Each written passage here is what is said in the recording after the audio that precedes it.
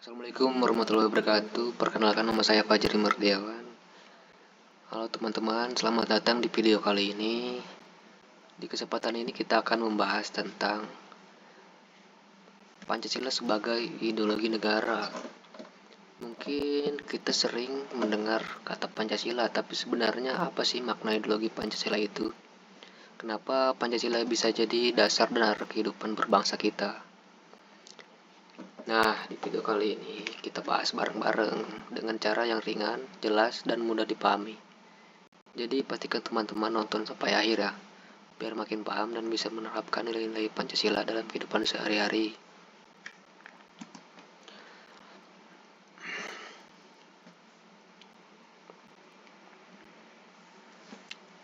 Oke, kita lanjut.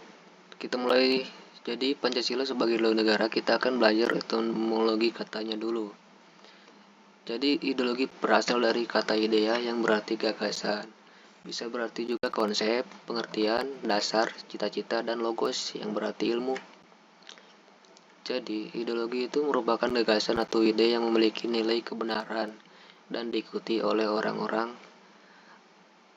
lain sebagai cita-cita yang ingin dicapai, yaitu ideologi. Kemudian, ideologi juga bersumber dari suatu filsafat, yaitu proses berpikir secara mendalam.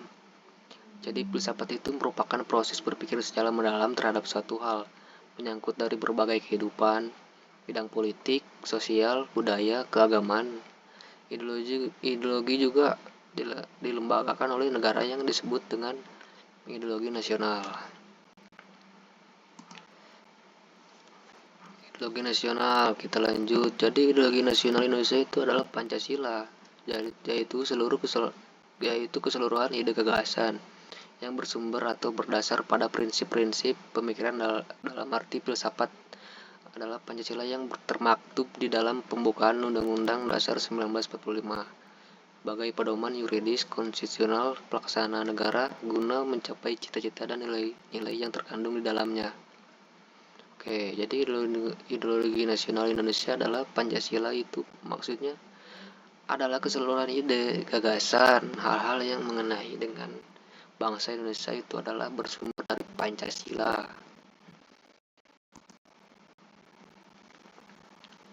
Kemudian sekarang maknanya Pancasila sebagai ideologi negara ini sebenarnya apa sih?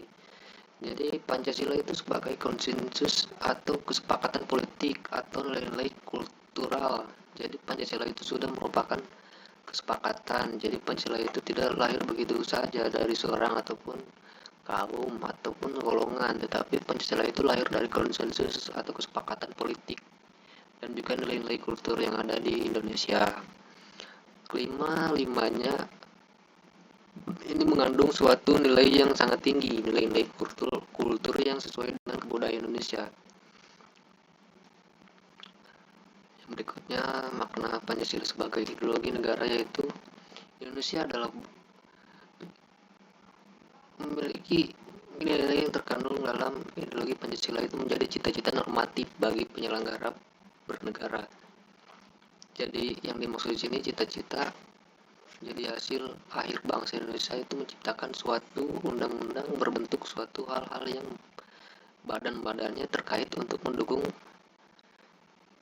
banyak peraturan-peraturan dan lain sebagainya.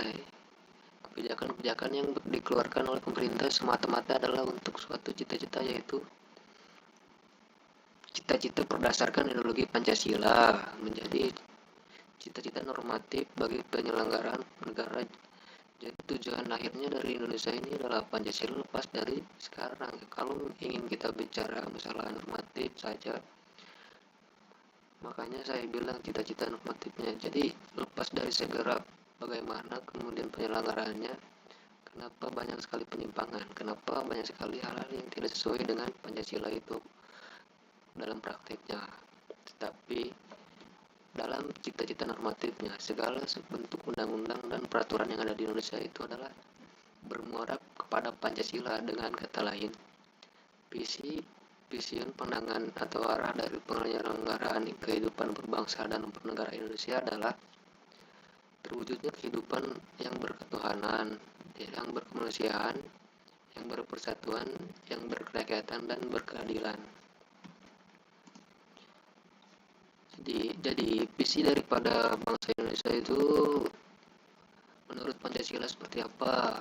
Harus seperti apa jika dijabarkan harus berketuhanan? Tujuannya harus membentuk supaya Indonesia ini adalah bernegara yang menjunjung tinggi ketuhanan yang Maha Esa, yang terdiri dari berbagai macam agama yang ada di Indonesia, tetapi bermuara pada satu Tuhan yang Esa. Jadi tidak ada perbedaan sebenarnya di sini dengan ada nama agama.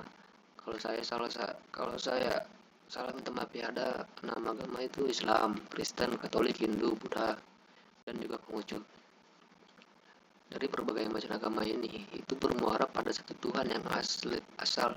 Jadi tidak perlu diributkan sebenarnya siapa yang benar siapa yang salah. Itu adalah agama yang diakui di Indonesia yang bermuara pada satu Tuhan.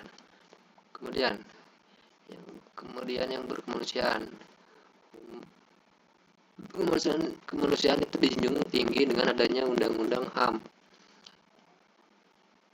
Berpersatuan tentu berpersatuan kita memakai suatu bahasa induk yang sama, bahasa ibu yang sama, yaitu bahasa Indonesia.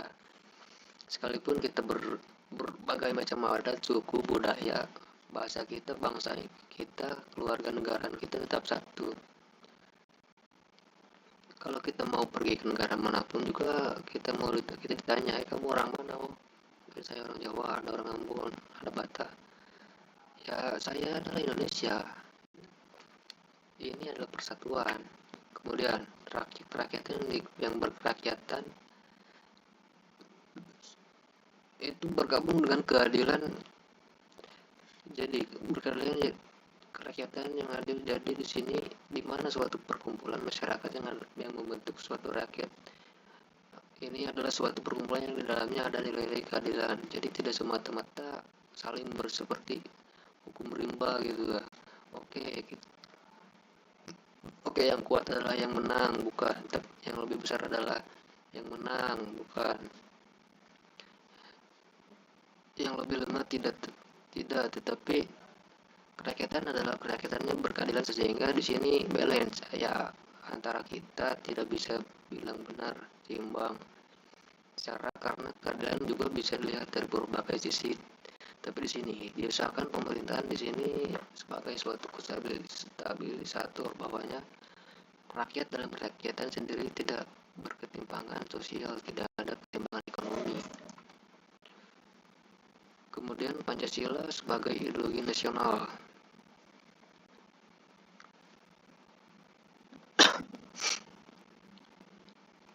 Pancasila sebagai ideologi nasional juga berfungsi sebagai sarana pemersatu masyarakat yang dapat mempersatukan berbagai golongan masyarakat di Indonesia. Seperti yang kita bahas tadi ya, persatuan. Pancasila sebagai pemersatu di dalam kalau kita gambar Garuda Pancasila, dia di bawahnya ada tulisan Bhinneka Tunggal Ika yang artinya berbeda-beda tapi tetap satu tujuan. Meskipun sekarang kita ironis ya,